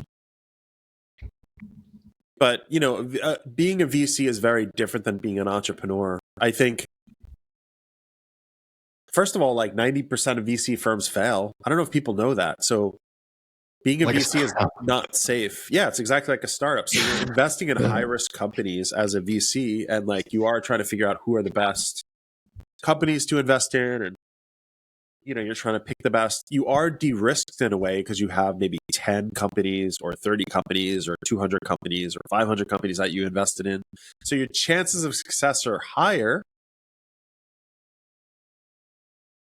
And they also get like, I don't know if you know what 2 and 20 is. Do you know what that is, Daniel? I do not. What is that? That's the way that VCs operate. They get 2% management fees every year. So if they raise $100 million, they get $2 million to operate their VC firm. And then they get something called 20% carry, which is basically any exit that happens, they get 20% of the exit amount of equity that they hold in that company. I mean, honestly, like being a VC sounds like a really great gig. I don't think it's a bad gig. I'm like, it's not a bad job. I actually think it's a really fun job. You get to talk to entrepreneurs. I mean, for me, I know I work with a lot of entrepreneurs, and I felt like it was just a really, you get your hands, into a company, and you get to like work with the team a lot. VCs don't, I don't know if you know, like they don't. They say they will, but they can't. Yeah, I mean, if you have 50 companies, 100 companies, like you can only do so much, and it's just the way that that's structured. Like a lot of the time, right? Like you can't help all of your companies. So I know that you do some investing. With your investor hat on, how do you decide which companies to invest in? I mean, for me, it's at the really early stage. Like I wouldn't invest in like a late stage company. I think it's just founders. Honestly, I talk to the founder, look at the idea. I know the risk going into it. It's really high risk. So I would love it if the companies work out. But at the same time, I know the founders are hopefully like trying their best and trying to make it work. But at the same time, it's not like I'm going to be angry if it fails. So it's the same, startups are hard. And it's like, if you're going to invest in startups, your chances of success are very low. Like maybe 1, 2, 3, 4, 5% will make it. So 95% of the money you put in may not be there that you put in.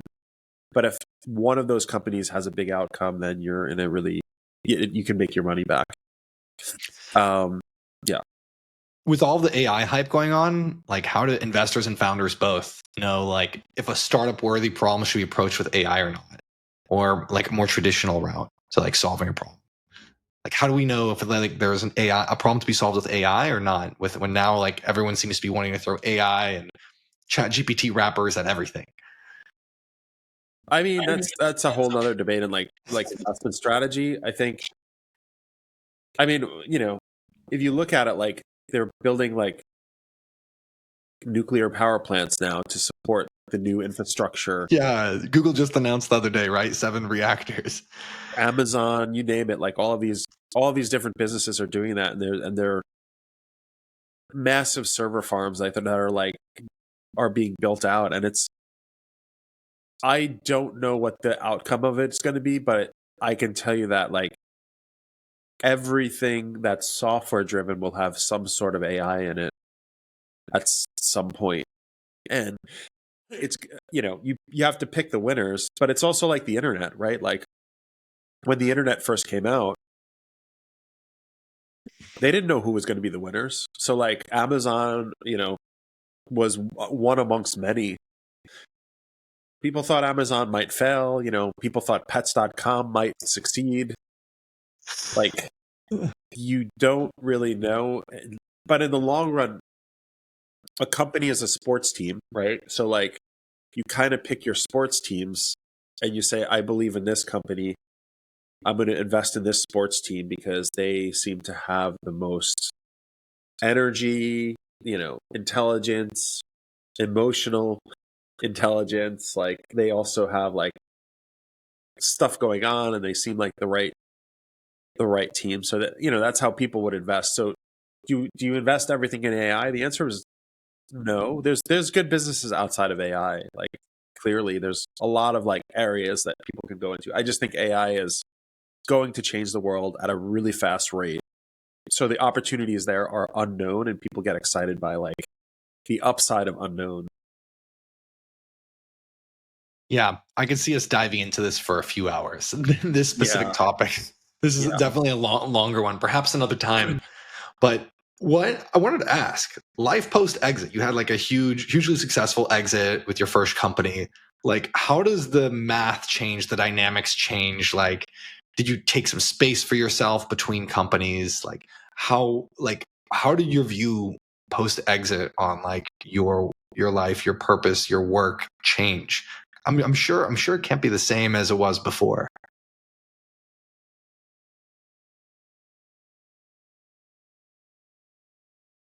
I think, I took about a year off, essentially, give or take.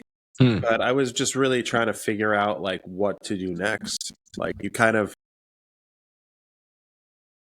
just think about different things, different areas. Like I thought about VCs a lot, like becoming a venture capitalist. I thought about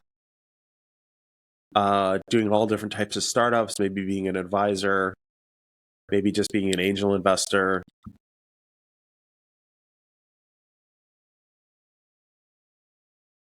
Nobody has like a right like path per se, but I would say like for me, it was just taking that year off was good. I drove across country. Nice. Twice. That's twice. That sounds like fun. Yeah, no, it was a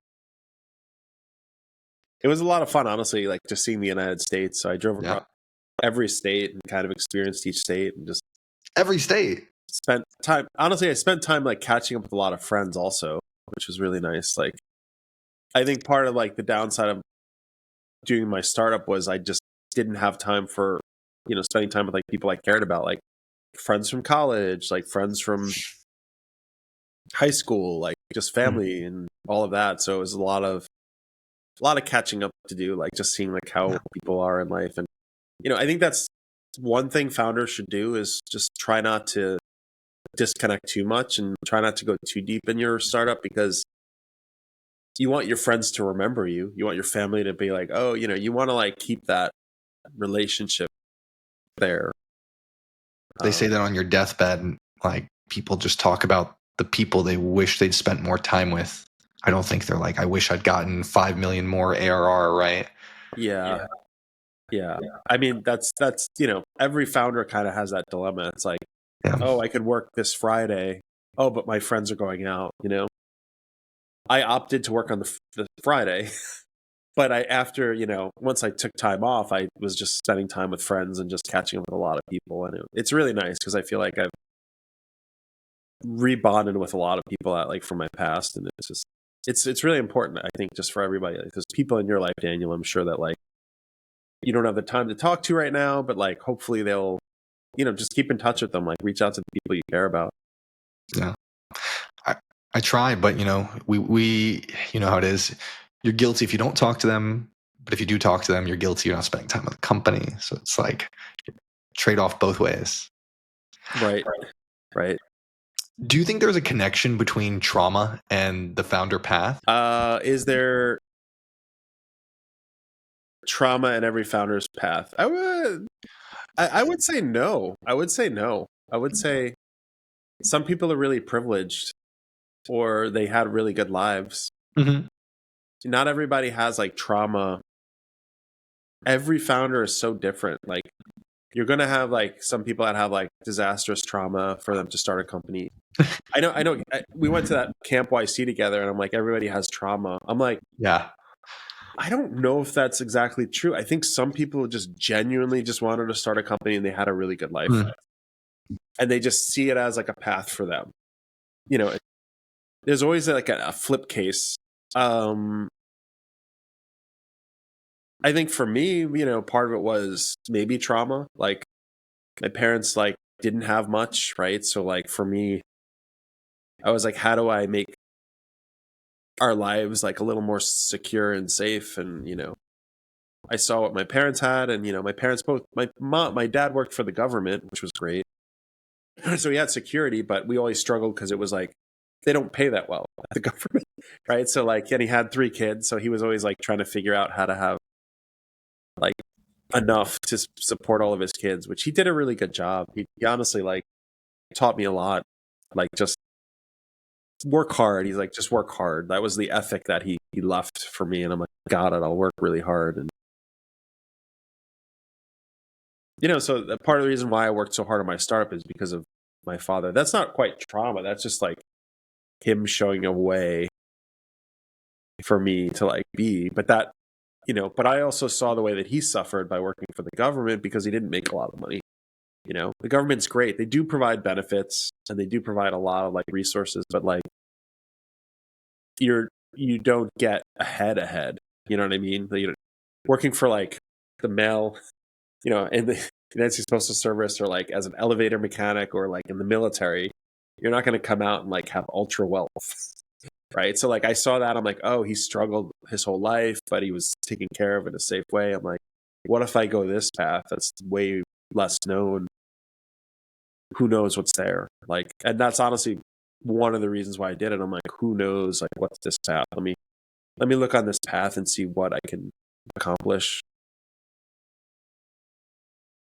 In speaking to some great coaches the last few years, I've learned that one of the most valuable things you can learn is not the facts or the specific suggestions or advice. It's actually the frameworks. Are there any frameworks that your father or Paul Graham imparted on you that have been instrumental in the success that you've had, that you could share with young founders early in their journey?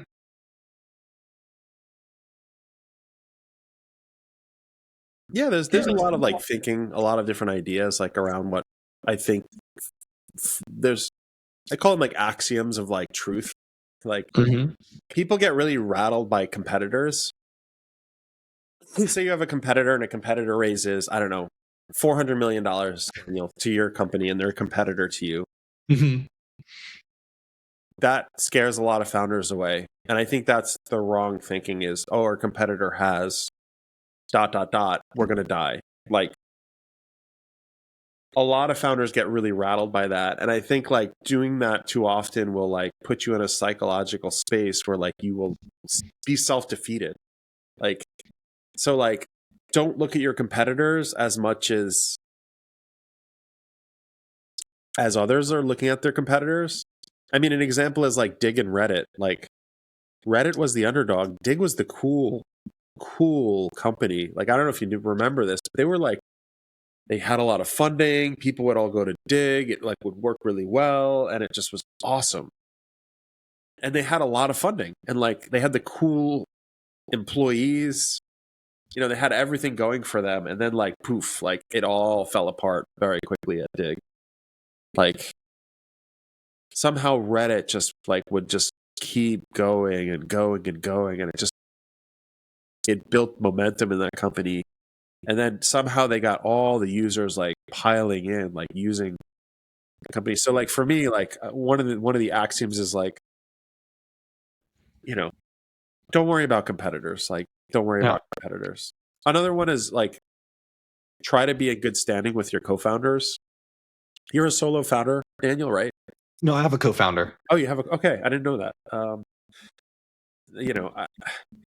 Always try to have like a good standing with your co-founder. And that means like, if they want the button to be blue and you know that this is going to like damage your relationship, do you really care if the button's green?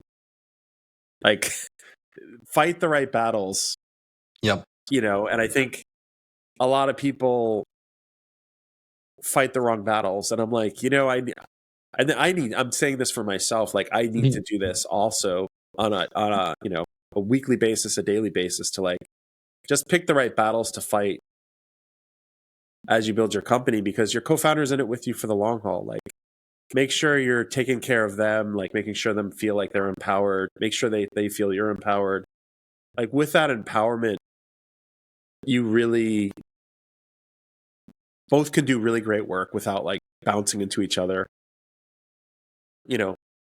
every second. And I mean, that's another tip. I think, if you have a co-founder, also maybe get executive coaching. Maybe go to like, we went to Camp Y Combinator. Next time you go, bring your co-founder. I don't know if they were there or that. Or I told him it's like required attendance. He said he's coming. He's excited. This was our first time like meet. So he sent me in like to test out the waters, but it was such an amazing experience. Yeah. The bonding with your co-founder is essential. But like, some of the best companies like Apple and Google did have executive coaches. I don't know if you know that. Twitter. Yeah. So like, we have executive coaches, my co-founder and I. Awesome. I mean, it's like being really an helpful. athlete. Yeah, it's like being an athlete. You have a coach. It's like someone that's in your corner who can help you. I did want to talk a little bit about, the school, because I went to Auburn University. It's like a school. I think there's like only one company that went where the founders went through Y Combinator. There were Auburn alumni before us. And like going to such like a small school with not really much of an entrepreneurship program, fairly small relative to some, the Ivy Leagues of the world. I definitely felt some imposter syndrome going out there, like trying to raise capital, going through YC. Like, did you feel that having gone to Stony Brook?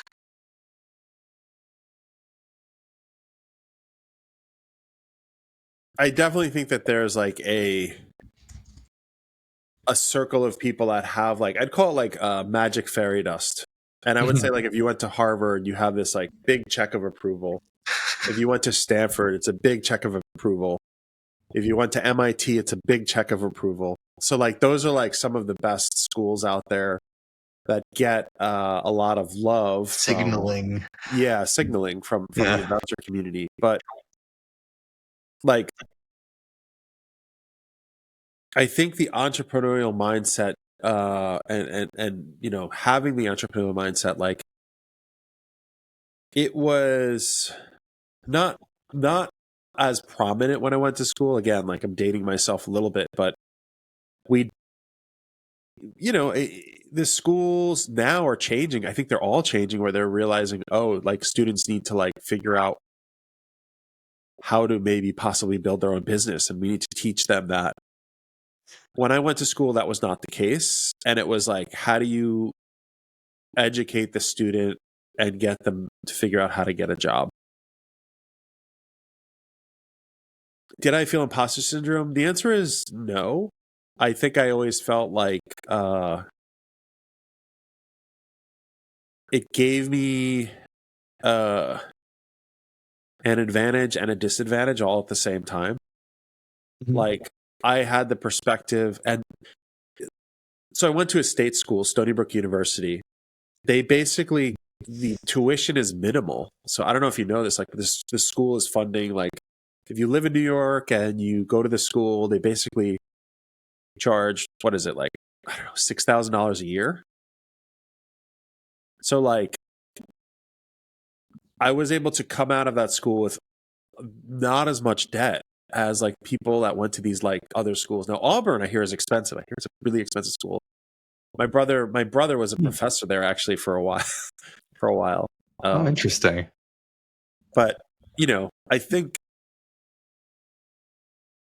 you should become the advocate for your school, like because you went to Combinator. I think people just need to be educated in all schools that there is another path becoming an entrepreneur. Like it's your responsibility to go to Auburn.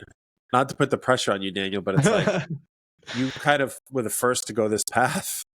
Like you need to teach other kids like there is another way, like, and it's not just going to work for, you know, a large corporation. There is another way, and you did it. Like you're living it.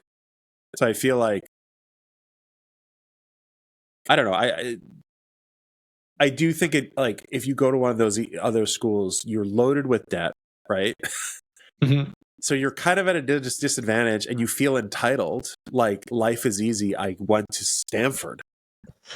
Life is easy, but I have this debt, but I deserve a good job because I went to Stanford.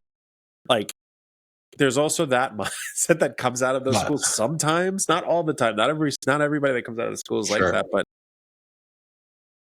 I think, you know, but the school I went to, like most of the students struggled and they didn't have wealth, and like they could pay for the school, and the school like funded a lot of it to get all these students educated. I had a different advantage. Like I didn't have all of those student loans, but it also gave me humble beginnings to like actually work hard to build the company. You get a lot of these like really, you know, great graduate students that come from these great schools, and they just fail because they don't want to do the work, right? You're given that opportunity. Don't fuck it up. But you know, I do hear that like a lot of investors in the investor community, it's communities of like pockets of people who went to Harvard or pockets of people who went to Stanford. So like they trust the founder more, right? So you are at that disadvantage where like you may have like a VC firm that like everyone went to Harvard or MIT and you didn't go. So why would they invest in you, Daniel? Like why you versus an MIT student, right? Like because they went to MIT, they know that the school has a certain way of doing things. It creates that trust system. But with like, sorry, go ahead. I mean, did I ever feel imposter syndrome? Did you feel like you were doing it on hard mode? Like did you feel like it was tougher? Probably now, just talking to you, probably it was way harder. Like because I didn't have that pedigree. So there's probably some questions of who I was. So you have to maybe prove yourself a little bit more. What you were saying earlier about like how universities and schooling had traditionally been designed to like create like great workers or employees. Like, I've had like a number of young aspiring founders, some founders who've already started between like 17 and 20 years old. They'll come to me and be like, why should I even go to school? I could just start the thing now. What would you say to those founders? I would say go to school. I would say find a school that's not going to load you full of debt. Don't just go for the degree, I think they call it like collecting badges. Like I went to Harvard, now I got to go to work at Google. I have these trophies. You know, don't go to school to get a trophy. Like at the end of the day, you're going to meet your really close friends in college, and you're going to learn how to like live on your own. You're going to experience the world in a really good way. I worry about people like loading up on just debt. That really concerns me. Like when you trap a student, you know, if you're going to go to school to become a doctor, the amount of debt that's loaded on you is a lot. You better be sure you're going to become a doctor. Yeah. Like, I know a lot of people who don't want to be doctors and they come out of school and they're like, I have the debt now. I have no choice. And they're really unhappy. And I'm like, be really careful, because if you don't even want to do the job that you went to school for, like, I love, doctors are amazing. It's like, become a medical professional, do, like, some people that want to do that, it's like good. But when someone like doesn't want to do it, and I see the defeat in them from like all that debt, it's crushing like on their soul. And I'm like, it's not good. But a 17-year-old, I would say just go to college and, find really good, smart friends. Find the smartest people in that college, become really good friends with them, and like have fun with people and learn how to live on your own, learn how to do your laundry. And then, like, if you want to run a company, do it while you're in school. Do it while you're in school. Like, right? Like, start your company while you're in school. Like, I think Aaron from Box.com, he started his company in school and like was building it in school and like, we started ours like when my co-founder and I were 20, like still like students at Auburn. But I don't know, I've met a few 18, 19-year-olds who are in their freshman year or about to go into college, and they're like, I know what I want. I'm obsessed. I'm dedicated. I want to do the startup life. I refuse to accept that the default path, just going through, the assembly line of education. I've heard that before. Like, what would you say to those young founders who already know what they want and perhaps could do their laundry as well? I couldn't have started my company without the co-founder I found in school. School isn't about the education. It's about the network. And it's like learning who you can like work with and like build things with. And like that network becomes a lifelong network. Honestly, like I talk to a lot of people from college. Like I went to college, have really good friends from college. That network is a really good support system to like a sounding board. Now, that's why I'm concerned, like when people go for the trophy name, like I'm going to go to MIT, just be prepared to pay that debt. Like that's the problem when you take a trophy name company. Berkeley, I hear, has a cheaper, degree. It's like, that's where I get scared, is where people are like chasing trophies. And I'm like, you're not thinking straight. Like go there to get a network of people. So like for me, I went to Stony Brook University and I capitalized like crazy on the network. And it wasn't it was just like me having fun, finding my way. Like I would have never done computer science if I didn't go to Stony Brook. Like I went to a school that was very computer science heavy. And I was like, this is cool. It's like challenging. It's different. So like you're going to learn like all different sorts of things. But if someone is dead set on starting a company, like, okay, I mean, maybe try school. Like, I don't know. They the 2-year degrees, associate degrees, like you could get an associate degree. I don't know. There's no right or wrong answer there, but I worry about kids who don't even get that experience. And you went to college, Daniel, so it's like you met your co-founder there. I met him in 6th grade, actually. Oh, 6th grade. Okay, 6th grade. Yeah. It was school. It was still school. It was still school. Really school. It was like networks in school. It's all the networking, and you get to learn how to socialize. You know how to like not piss people off, and you social. Like I this is an argument that I gave when I was speaking to one such founder. Like I met a founder who dropped out freshman year of college. I met him when he was like 23, 24, and I could feel like the lack of socialization, not having gone through that rite of passage. Perhaps I met a particularly immature fellow, but like I think there's something you learn where like society like molds you into being more acceptable, more fluid, or better social chameleon, perhaps. So yeah, I could see that side of it also. What about like with the actual things you learned from like your coursework, like psychology and computer science? Did that help you become more successful in life and as a founder? Or was it more about the network as like first place in terms of value? I mean, I think the network was the most important part. And then, of course the schooling was important. It helped, but I think the network like was insurmountably more important, where you just get a really good group of people. And this is the thing about Y Combinator.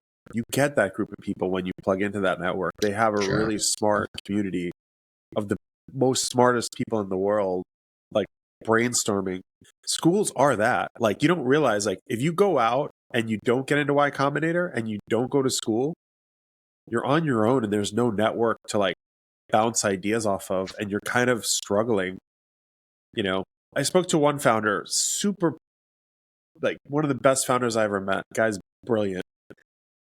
He went to Harvard. He's like, I went there for the network. Then he went to Y Combinator, went there for the network. Then he went to Google. And he's like, I went to Google for the network. And it blew my mind. He didn't go work. He didn't do it for the money. He's like, I need to know who these people are so I can learn from them. And he's one of the smartest founders I know. Guys raised hundreds of millions of dollars. And I'm like, I didn't think about Google that way. He thought of it differently than me. And I was like, that blew my mind. I was like, interesting. Like, so like Google is in itself like a network of people. The Googler community is like another tap of smart people out there. But, can everyone be that way? The answer is no. Like, if you quit college, you don't even go to college, like, you may not think of things that way. You may just like be sitting in your office alone and just like hiding and not actually showing people product. Like, you have to get out there and show people product like all day long, right? Like, you have to talk about it, you have to demo it, you have to basically get feedback and iterate. If you don't go to college, you don't socialize, it worries me. That's all. I don't think it's true of everybody, but like even Mark Zuckerberg, he met his co-founders in college. Like Larry and Sergey met their co-founders in college. Like Steve Jobs met his co-founder because they lived next to each other. I mean, that's not quite a network, but still it was like they hung out together a lot. Yeah, I think the 5 people you surround yourself most, like I think like the networks you get into, I think that's absolutely huge. And I pushed my little brother to really like get into like a great school. It's like try to capitalize on a good network. I didn't prioritize education the way he did, and I see him already reaping the benefits. Before wrapping up, I wanted to ask, like, if there was like a wild story you could share with us that you maybe haven't shared with anyone before, that, it could be startup related, it could just be life related, anything you can share that's like really out of left field. Trying to have a crazy story. I mean, I've been to the White House. Wow. Yeah, that's a crazy one. What was that all about? Yeah, so I mean, in my first company, we were really innovative. We built the first API. Not the first. We built one of the first APIs in healthcare for medical records. And the White House was super interested in like what we were doing, and we were very innovative. And the White House invited us just to sit in a round table with a bunch of other people in the industry. And it was Joe Biden. So Joe Biden was there. He was the vice president, and then Obama was the president at the time. But I remember thinking, like, how did I get here? That's pretty incredible. Like, little room, and being like, I don't know how I'm in this room, but this is awesome. And I felt really grateful, but at the same time, I was like, I was just trying to make a living and build something innovative. And now I'm in this room with all these really smart people that run the whole country. And Joe Biden was super interesting. He was very passionate about healthcare. And, I didn't know this, but his son died. And he was talking about how his son couldn't get his medical records. When his son was really ill, he couldn't get his medical records fast enough between 2 different places. So it caused a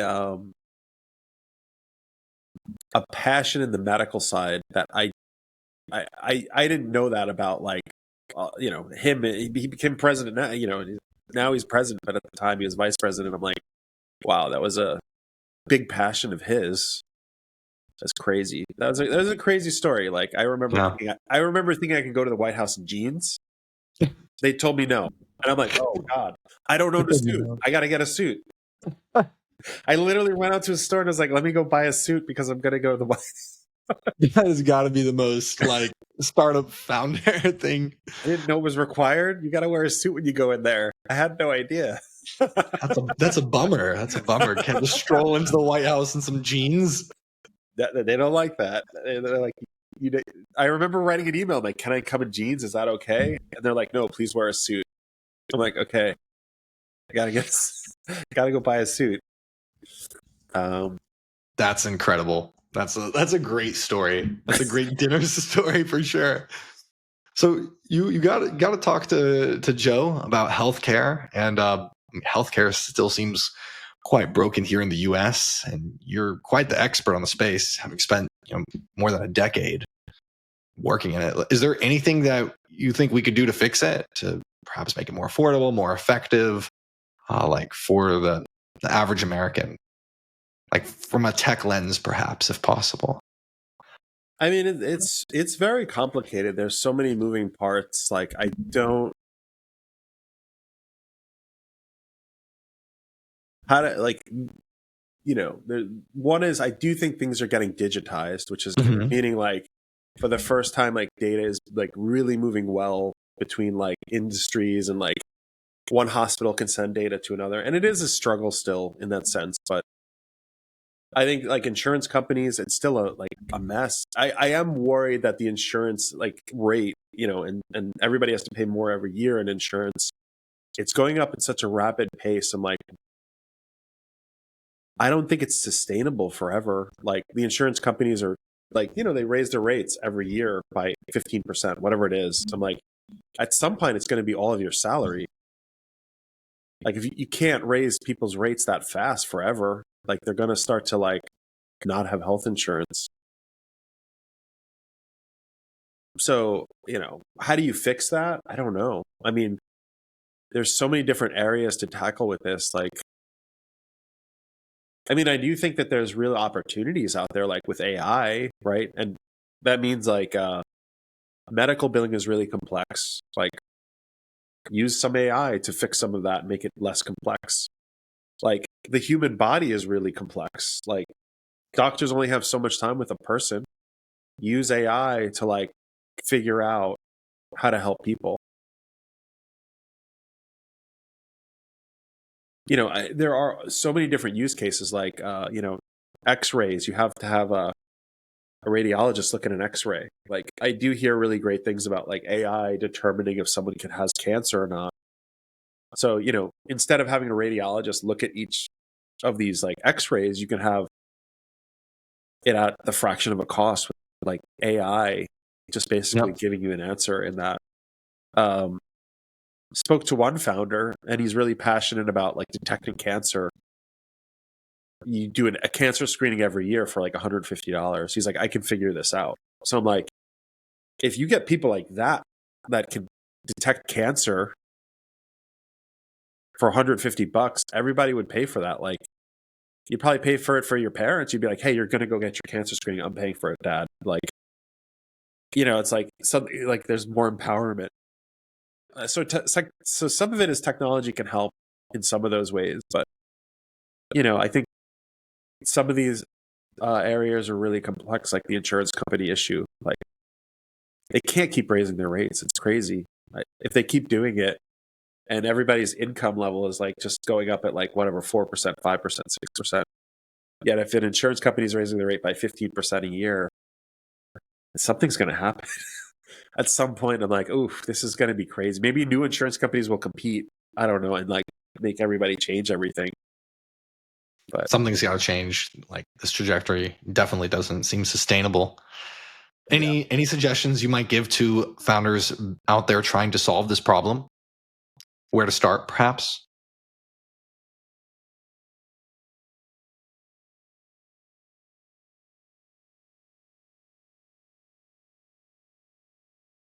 I don't know, honestly. I'm like, I'd have to think about it way more, but it's just it's definitely an area where I'm like, oh, it's a BHAG. Yeah. It's hairy. Yeah, it's really complex. And I'm like, maybe it's not a startup idea. Yeah. Maybe it's a bigger like issue across the United States. Like, policy, perhaps. Yeah. Maybe there's something there. Like, I'll give you an example. Like, I thought about using like what an NFT represents. Can you use the NFT to create something like a birth certificate Mm-hmm. death certificate or like a marriage certificate. And then an NFT could be used to like across different states. Right now, everything is like kind of on paper, like similar idea. And I'm like, it's kind of like you kind of have to like find, the right place to get, the certificate. But I'm like, that type of startup has to have buy-in from the government. If it doesn't, it just dies, right? Mm-hmm. Like, and I think this is one of those ones where like the government maybe has to help. I don't know. I don't have an answer, but it worries me. Like, a lot of people are going without like health insurance now, and more people can't afford it. Companies can only tolerate so much like expense, so it's becoming a strange situation, like longer and longer. Like if you take a look at like Uber or Brex, like at their beginnings, like they were breaking the rules and asking for forgiveness later. Are there really problems that startups can't solve? Like where they can't start off breaking the rules, finding something that's just so much better, like evolutionarily or revolutionarily, not evolutionarily better, where they could like solve that, like the birth certificate problem, for example? Or are there really problems that are reserved for governments, like state actors? Never say never. Like, I think maybe I'm just not the right founder for for like tackling those two problems that I just like brought up. I think I'm giving you the tough ones that I like. When I think about those, I'm like, I don't know the answer, and I don't even know how to even begin. Yeah. Like, so those are challenging. So I would say like there probably is a way to do it where you can get traction. And like, it's like what Elon Musk did with like rockets. Like, yeah, we like, thought that was reserved for governments for forever. Wait, what's that?